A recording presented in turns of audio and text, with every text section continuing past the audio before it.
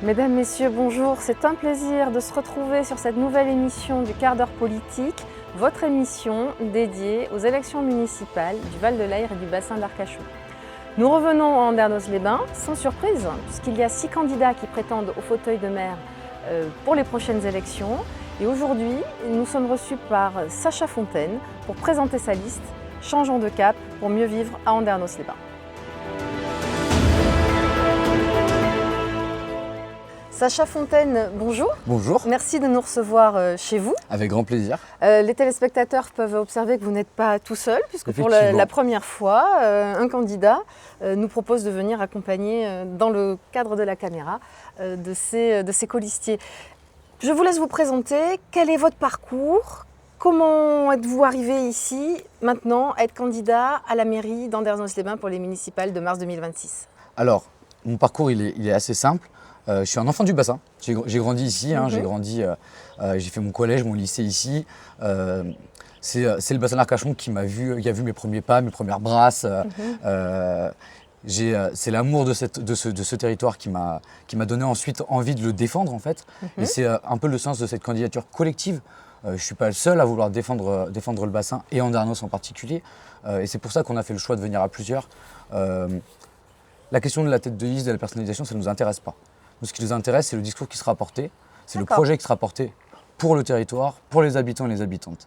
Et donc, c'est le double choix qu'on a fait, celui du collectif plutôt que de l'hyper-personnalisation des campagnes. Tout le monde veut un maire, un chef. Oui, il n'y aura pas de souci, il y aura une tête de liste, mais pour l'instant, ce n'est pas le sujet. D'abord le projet, d'abord le programme, et ensuite, on décidera de qui sera le mieux pour le porter. Voilà, donc pour l'instant… Le capitaine du navire, puisque votre collectif s'appelle… Changeons de cap. Changeons de cap pour mieux vivre en Andernos-les-Bains. Alors, changeons de cap. Pourquoi ? Quel est le constat qui vous a fait dire qu'il faut tourner la barre ? On a constaté avec les différents problèmes qu'on a pu avoir, incendie, les inondations, le débordement avec les eaux usées qui sont déversées dans le bassin et qui menacent absolument toute l'économie locale, notre système. Enfin voilà, ce qu'on se dit souvent, mais moi quand je me baignais il y a 10 ans encore, il y avait des crabes au bassin, il n'y en a plus. Les ostréiculteurs ont perdu 7 millions avec l'épisode de 2023 et ça va continuer. On l'a vu encore cette semaine, ça va continuer. Tant qu'il n'y a pas des décisions structurelles où on prévient et on adapte à ces risques-là. En fait, le problème qui a été le nôtre et qu'on voit au quotidien aujourd'hui, c'est un manque d'anticipation de ces différents risques. Les élus font sûrement de leur mieux, mais prennent des décisions à court terme, au moins cher, et ne se projettent pas dans l'avenir du bassin d'Arcachon. Et aujourd'hui, il est profondément menacé. Profondément menacé. Alors, il y a peut-être aussi des volontés politiques derrière, ça je ne dirais pas, mais nous on refuse que le bassin devienne une marina. On veut préserver son côté traditionnel, identité, l'ostréiculture, toute l'économie de la mer qui est issue de la richesse et de la biodiversité du bassin, mais aussi son tourisme, qui est un tourisme pour l'instant qui est plutôt de l'écotourisme, parce que voilà, les prés salés, toute cette richesse. Sur Andernos, bien sûr, mais même sur l'ensemble du bassin, parce qu'en fait, on est tous interconnectés. C'est ça aussi qu'il faut comprendre, c'est ce qui est décidé à Andernos a des impacts à Arès, à Lège et vice-versa. Le bassin, c'est un écosystème fragile qui est relié avec l'ensemble des villes. Et donc, c'est aussi pour ça que cette candidature est importante. C'est la candidature de la municipale, mais aussi au niveau des intercommunalités. J'allais y venir, parce que les compétences des eaux usées, par exemple, c'est le CIBA. On peut entendre aujourd'hui des personnes en responsabilité dire « c'est pas moi, c'est le CIBA ». Ce que vous dites, c'est que l'élu d'Andernos, le 15 mars prochain, sera vice-président du CIBA. Donc en fait, il aura du pouvoir de décision, évidemment. Et les élus que nous serons défendront corps et âme le non-déversement des eaux usées dans le bassin et la refonte du système d'assainissement qui est obsolète. Mais ce n'est pas uniquement le seul problème sur ce sujet-là, parce que tout le monde dit qu'il faut refaire, il faut peut-être mettre une nouvelle station d'épuration, tout ça. En fait, on se rend compte l'été que le réseau d'assainissement, il fonctionne. Il y a plus d'habitants l'été et pourtant, il n'y a pas de débordement. Le vrai problème, c'est des choix structurels d'urbanisation qui empêchent, au vu de la particularité des sols du bassin, qui empêchent une bonne infiltration des eaux. Et c'est en désimperméabilisant ces sols-là, en prenant en compte ce problème-là, qu'on pourra avoir à terme une solution pérenne.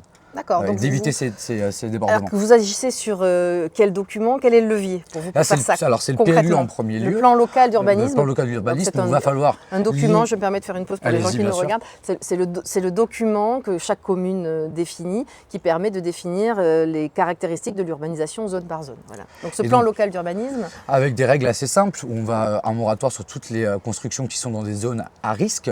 Donc C'est ce que vous appelez à risque, potentiellement avec inondables, avec des risques de surmersion, remontée de nappe. avec des remontées de nappes qui vont, avec la bétonisation, empêcher du coup une bonne infiltration des eaux. Le but, c'est sur l'ensemble de la commune de permettre une meilleure infiltration par parcelle pour éviter que les eaux pluviales viennent justement s'infiltrer dans le réseau d'assainissement. Alors évidemment, il y aura aussi des endroits où le réseau est un peu obsolète, il faudra refaire des travaux et ça, il faut le faire urgemment. Le CIBA a commencé déjà, mais c'est pas du tout suffisant et ça va pas assez vite. Maintenant, il faut mieux qu'il fasse vite, enfin bien, et que vite et mal, hein, bien sûr, évidemment. Mais voilà, c'est quand même une des plus grandes priorités parce que derrière, c'est toute une économie locale qui est menacée, c'est toute une biodiversité qui est en danger aujourd'hui. Dans le même temps, pour les éléments que vous m'aviez envoyés sur votre projet, vous donnez également priorité au logement. Comment vous pensez rendre ces deux aspects-là compatibles? Alors, ce qu'il faut comprendre avec le logement, c'est qu'on n'est pas obligé de construire pour faire du logement. Le sujet, c'est pas d'avoir plus de logements, plus d'habitants. Bon, il y en a ici qui veulent ça. Nous, on veut juste du logement abordable pour celles et ceux qui vivent et travaillent ici. Donc à l'année notamment, mais aussi en saison, qui viennent faire vivre nos commerces locaux. Voilà, les saisonniers typiquement ont un énorme problème pour se loger. Les loyers coûtent beaucoup trop cher et donc c'est pas du tout intéressant de venir travailler en saison puisque toute la paye passe dans le loyer. Donc là, alors pour ça, il y a des solutions qui ont commencé à être expérimentées. Oui, qui ont émergé. La Coban a proposé des choses. Et c'est très intéressant. Et il faut qu'en Darnos, on garde des terrains pour mettre en place ces mobil-homes saisonniers qui sont super. Qui ont eu du succès. Ça a du succès parce que les jeunes sont entre eux. Et en même temps, on n'abîme pas les sols parce que c'est des mobil-homes qui sont démontables. Enfin voilà, ça permet aussi de préserver mine de rien, les espaces. Une forme d'agilité. Il y a une agilité avec ce type d'habitat. Et c'est super. Et les loyers sont très abordables pour les saisonniers. Donc c'est des solutions, on voit, qui existent et qu'il faut un petit peu de volonté politique et de l'espace. En fait, nous, on part du constat que la ville est mal partagée en termes de foncier. Elle est mal partagée, il y a 35% de résidences secondaires alors que les gens n'arrivent pas à se loger. Pour 10 000 logements, il n'y a que 1000 appartements. En fait, on a des grandes maisons vides à l'année alors que des jeunes qui travaillent ici n'arrivent pas à se loger, sont obligés de rester chez leurs parents et n'ont pas accès à un logement abordable. Donc avant déjà de reconstruire des logements dans un endroit qui est déjà saturé et qui justement ne peut pas se permettre d'avoir plus de bétonisation sur ces sols, c'est de requalifier l'existant. Il y a plusieurs façons de le faire. Alors, la mairie. Là-dessus, je pense que plusieurs candidats vont se rejoindre. Il est nécessaire d'avoir une foncière communale aujourd'hui pour racheter. Ah oui, j'ai déjà entendu parler de ça ici avec un de. Ça permet de rendre au collectif le foncier comme le bâti. Donc, ça, c'est un des premiers leviers. La mairie peut aussi faciliter le conventionnement de logement. C'est-à-dire que voilà, on peut sur une maison conventionner un logement social pour avoir un prix abordable, etc. Et la mairie accompagne sur la mise à location. Point vraiment en micro, vraiment en micro, sur du micro. Sur du micro, on peut arriver et à requalifier des bâtiments typiquement qu'on a rachetés sur une grande maison, on peut faire 3-4 appartements. Donc voilà, ça c'est des volontés politiques. On peut, à partir de l'existant, déjà remettre du logement. Il y a quand même quelque chose d'assez fou parce qu'on a un taux de retraité de 50%, des gens des fois qui vivent seuls, beaucoup de personnes vivent seules, c'est un quart de personnes qui vivent seules et pourtant les logements sont immenses. Alors qu'en fait il y a des personnes qui ont même du mal à les entretenir, des personnes âgées toutes seules ou à deux. Donc vous voulez faire se rencontrer ces personnes? L'idée c'est pas qu'ils quittent forcément leur habitat, mais c'est de leur permettre aussi à côté de vivre, en les aidant à requalifier leur logement, de vivre avec d'autres gens à côté. Ça peut du logement intergénérationnel dans ces maisons-là. Pour eux, faire un apport de revenus finalement. Voilà, exactement. Et faciliter l'intergénérationnel.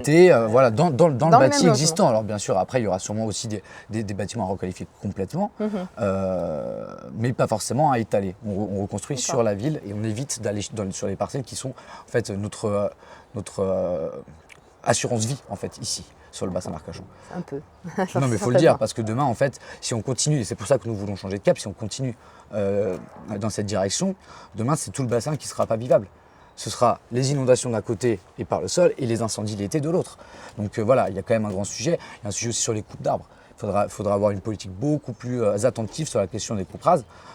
Les coupes rases, c'est-à-dire qui consistent à couper une parcelle complètement à nu. Complètement à nu. D'accord, ça vous voulez Alors il y a une question de gestion foncière, choses. il faut faire évoluer les choses, identifier les endroits où on peut et les endroits où on ne peut pas le faire, on ne doit pas le faire. Il y a aussi un certain nombre d'arbres, notamment dans les parcelles privées, qu'il faudra aussi classer. Voilà, aujourd'hui, ça suffit de... Voilà. Typiquement, la maison derrière, avant, c'était un jardin avec 4 ou 5 très grands pins. Voilà, le terrain a été découpé en deux. Et en fait, une maison a été construite, du coup, collée à celle-ci. Et tous les arbres ont été coupés. Voilà. Et c'est comme quelque chose qu'on voit dans Il y a des outils tout d'urbanisme, Andarnos, effectivement, qui permettent de faire du micro. Même sur les terrains privés, Voilà. on n'empêche pas forcément des constructions, mais par contre, construire En autour décision de avec les certains habitants, arbres, de exactement. décider, parce que c'est vrai que certaines personnes peuvent dire, moi j'aimerais bien vendre cette maison, mais j'aimerais que ce chêne centenaire que mon reste grand-père a là-bas. planté puisse rester. Et ça, Je pareil comprends sur le l'idée. PLU, on peut classer certains arbres et maisons remarquables. Et ça, nous, on s'engage à le faire. Voilà. Alors, nous classerons. D'accord. C'est du cas par cas. De toute façon, on est dans de la gestion locale. Donc en fait, on regarde chaque endroit et on essaie de s'adapter au mieux à chaque endroit. On vient de parler de logement. Est-ce que ça vous dit qu'on parle de notre sujet qui peut toucher la jeunesse, comme la mobilité par exemple? Ça, c'est le troisième axe. Et c'est vrai que bon, voilà, moi qui ai grandi ici, le nombre de fois où j'ai dû faire du stop par manque de transport. Enfin voilà, on connaît très bien le problème. Je crois que tout le monde a pris un jour, après un jour, une jeune personne qui voilà, pour se stop, déplacer à un vrai. train bassin ou même pour aller sur Bordeaux, n'avait pas de bus à cause des retards de bus, etc. Et là, en Andarnos, c'est encore plus criant parce que là, vous voyez, les arrêts de bus sont tous en berne. Alors, le réseau Allego, c'est très bien parce qu'il permet de bouger de Biganos à Lège de manière assez fluide. Mais par contre, ça complique la vie des Andarnosiens et des Andarnosiennes quand il s'agit d'aller à Bordeaux. Il y a quand même il y a un mouvement pendulaire quand même pour pendulaire. ceux qui travaillent. Ceux qui travaillent, il y en a beaucoup qui travaillent sur Bordeaux. Donc vous estimez que c'est perfectible? Bien sûr, c'est perfectible parce que en fait, le sujet du Car Express, c'est qu'il doit repasser dans le centre, à la même fréquence que passer le 412. C'est-à-dire que là, le choix qui a été fait par la région, c'est de dire on veut un car qui part tous les 15 minutes. C'est très bien. Il faut. Oui, la fréquence en général, fréquence est bonne. on peut quand même arguer que la fréquence est améliorée. est un garant de succès. Est un garant de succès. Et ça, pour le coup, on ne va pas le remettre en cause. Voilà. Moi, je pense que tout le monde est de bonne volonté sur cette histoire. Tout le monde a compris qu'il y avait un problème de logement, de transport, de transport sur le bassin. Mais il faut juste arriver à entendre les mécontentements des usagers pour voilà, adapter l'offre. Et en fait, 15 minutes, c'est bien, mais en fait, peut-être qu'un quart sur 3 doit repasser par le centre. C'est simple, mais au moins, les gens peuvent, aux heures de pointe, repartir à Bordeaux à Donc partir du on centre. ne jette pas tout, on prend les bonnes choses. On prend les bonnes choses et on revient sur ce qui était bien aussi Vous êtes pour la avant. modération en entre-deux. On est sur de l'entre-deux. D'accord. À Allego, c'est aussi très bien. C'est très bien pour l'intrabassin. Mais voilà, pour Bordeaux, ce n'est pas satisfaisant. Et la correspondance centre-Carquillas, c'est pas possible pour les gens. D'accord. Voilà, parce que voilà, toutes les personnes âgées, même qui vont, quand on va à Bordeaux, on va prendre le train, ben voilà, avec les valises, tout ça, on attend dans des conditions indignes, les abribus sont pas fermés, il fait froid. Enfin voilà, ça, les gens du coup reprennent la voiture. En fait, c'est complètement contre. Enfin, on met plus de transport. Objectivement, il y en a plus pour que les gens arrêtent de prendre la voiture. Et en fait, le paradoxe, c'est que vu que c'est mal pensé, les gens reprennent la voiture parce qu'en fait, ils sont en retard. Les on en a besoin quand même aussi de la voiture. Alors on en a besoin aussi de la voiture, parce que pour l'instant. Pour un petit coup de pouce, il nous reste 3 minutes. Alors, pour les 3 dernières minutes, c'est sur la question des mobilités, il y a 2 axes. Il y a un axe de court terme. Aujourd'hui, la voiture, elle reste quand même essentielle. C'est pas un choix. C'est une obligation, quand on est jeune ici, d'avoir le permis. C'est pas le cas partout, c'est pas le cas dans les grandes villes, c'est le cas sur le bassin d'Arcachon. Toutes les choses sont loin, les distances sont compliquées. Et voilà, l'hiver, on ne peut pas se permettre de tout faire à vélo quand on va travailler jusqu'au Cap Ferret. Enfin voilà, c'est pas possible. Principe de réalité. Voilà, donc ça, c'est une première mesure de justice sociale qui est de dire que toutes les personnes. Donc il y a 7% de taux de pauvreté quand même en Andarnos-les-Bains. 7% de taux de pauvreté en Andarnos-les-Bains. C'est pas du tout négligeable pour un endroit aussi riche. Et donc qu'est-ce que vous. Le permis de conduire. Par une aide communale doit devenir gratuit à toutes les personnes qui en ont besoin. Voilà. Sous condition de ressources ou de situation. Parce que voilà, la ressource des parents ne détermine pas toujours la situation des Donc individus. au cas par cas. Au cas par cas, avec en complément la question de la mission locale en fonction de si elle prend en charge ou pas selon la situation. Bon, là, on a vu avec le CPF que du coup, il y a pas mal de personnes qui pouvaient se faire financer le permis avec le compte de professionnel de formation, mais qui donc ne peuvent vous voulez plus. pallier. Donc on pallie en fait les défaillances et les carences de l'État à ce niveau-là. La commune, elle est là pour protéger, pour se faire bouclier pour ces personnes qui ont du mal et qui, sans permis, ne vont pas retrouver de travail, auront du mal à être embauchés, donc vont rester au chômage. 10% quand même de taux de chômage dans les Bains, encore plus important chez les 18-24. Il faut les accompagner. Alors après, il y aura toute une politique jeunesse qu'on pourra développer un autre jour. Monsieur Fontaine, je voulais aborder un dernier sujet pour votre liste Changeons de cap. Vous parlez d'une couleur politique en particulier. Quel est votre engagement? Parce que c'est quelque chose, je crois, qui vous tenait à cœur de préciser.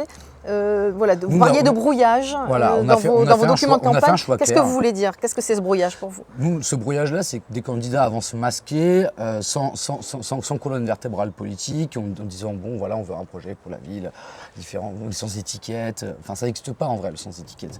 Les élections municipales, c'est comme on l'a dit, c'est aussi les élections communautaires et c'est aussi les élections sénatoriales. Le renouvellement sénatorial, c'est cette année. Donc voilà, c'est des gens qui vont voter. Tout le monde est grand électeur en Darnos-les-Bains. En fait, ils vont voter en fonction d'une étiquette. Et on voit l'importance qu'a pris le Sénat aujourd'hui avec le parlementarisme ambiant.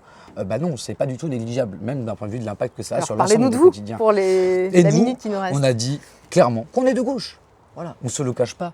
On a des valeurs et c'est ces valeurs-là, cette boussole-là qui vont nous permettre en fait, d'être convaincants pour les gens. On croit en ce qu'on veut, on a nos idées, nos valeurs et on va les appliquer parce qu'on y croit. On ne fait pas de la politique politicienne où on vend un peu à tout le monde ce qu'ils veulent entendre. Non, non, nous c'est ce qu'on veut profondément et on l'assume. Voilà. Donc, ce sera le mot de la fin. Nous on assume. Vous assumez pour changer de cap. Monsieur Fontaine, je vous remercie. Merci beaucoup. À très bientôt pour une nouvelle édition. Andernosien, Andernosienne, Sacha Fontaine, directeur de campagne pour le collectif Changeons de cap, qui présente une candidature ancrée à gauche aux élections municipales les 15 et 22 mars prochains. Cette candidature est une volonté très claire. Une ville mieux protégée et mieux adaptée face aux défis climatiques. Une ville qui remet la justice sociale et le lien au cœur de son projet municipal. Et une ville qui rend la parole aux habitants et aux habitantes. Nous avons fait deux choix. Celui du collectif plutôt que de l'hyper-personnalisation, une bataille des projets plutôt que des égos et des personnes, et le choix de l'ancrage à gauche assumé. Pour nous, la concertation, ce n'est pas que des mots, donc nous commençons dès aujourd'hui avec ce petit journal de bord qui vous sera remis en main propre, mais également disponible en ligne, pour que vous veniez alimenter notre projet, parler de vos préoccupations quotidiennes. Voilà, donc à vos contributions pour déterminer un cap commun vers l'avenir, ensemble.